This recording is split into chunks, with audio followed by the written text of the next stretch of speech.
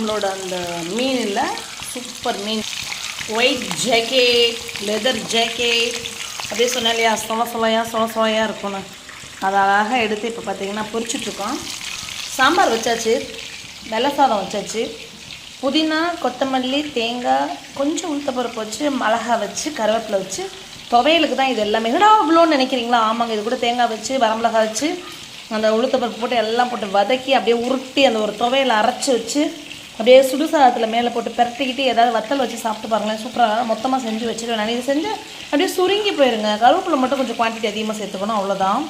வெள்ளை சாதம் வச்சாச்சு, சாம்பாருக்கு வந்துட்டு தபக்குன்னு எடுத்து தாளிச்சு விட வேண்டியது. தாளிக்கிறதுக்கு சூப்பராக அங்கே வெங்காயம் வெட்டி வச்சாச்சு. இது என்னென்னு பார்த்தீங்கன்னா பப்பிக்கு தலை, கால், ஈரல், கல்லீரல் எல்லாம் போட்டு அப்படியே சாதத்தில் போட்டு மிக்ஸ் பண்ணி மஞ்சள் பொடி போட்டு லைட்டாக பிரியாணி பொடி போடுவாங்க. நீங்கள் ரொம்ப லைட்டாக அது எங்கள் வீட்டு நாய் இல்லையா, அதனால் அவங்க பிரியாணி பெரட்டி விடணும், உடையிறது